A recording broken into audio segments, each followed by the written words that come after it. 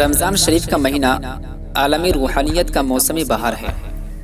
دن کو فرض روزہ رکھنا اور رات کو سنت تراویح ادا کرنا اس مبارک مہینہ کی مخصوص عبادات ہیں۔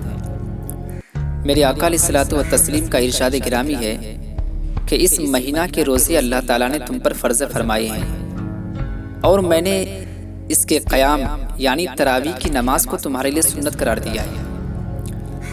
اس مبارک مہینہ کی برکات میں سے ایک یہ بھی ہے کہ اس مہینہ میں ایک نفل کا ثواب فرض کے برابر اور ایک فرض کا ثواب 70 فرائض کے برابر کر دیا جاتا ہے۔ اس لیے ان مبارک گھڑیوں کو غنیمت سمجھا جائے اور ایک لمحہ بھی ضائع نہیں ہونے دینا چاہیے۔ شاید آئندہ ہمیں یہ مقدس گھڑیاں نصیب ہوں یا نہ ہوں۔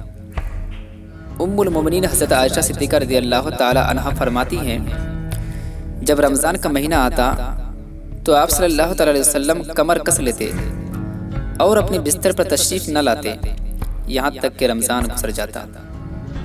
لیکن جب رمضان کی آخری 10 راتیں آتی تو سیدہ عائشہ صدیقہ رضی اللہ تعالی عنہا ہی فرماتی ہیں کہ رسول اللہ صلی اللہ تعالی علیہ وسلم آخری 10 دنوں میں جو کوشش فرماتے وہ باقی دنوں میں نہ فرماتے تھے۔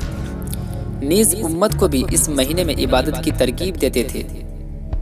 حضرت ابو ہریرہ رضی اللہ تعالی عنہ روایت فرماتے ہیں، رسول اللہ صلی اللہ تعالی علیہ وسلم نے فرمایا، جس نے رمضان میں ایمان کے ساتھ ثواب کی نیت سے تراویح پڑھی تو اس کے گزشتہ گناہ معاف کر دیے جائیں گے۔ ان احادیث سے معلوم ہوا کہ آپ صلی اللہ تعالی علیہ وسلم رمضان شریف میں خود بھی بکثرت عبادت فرماتے تھے اور امت کو بھی بکثرت عبادت کی ترغیب دیتے تھے۔ اس لیے اس مہینہ میں زیادہ سے زیادہ جتنی عبادت ہو سکے پوری ہمت اور کوشش سے کرنی چاہیے۔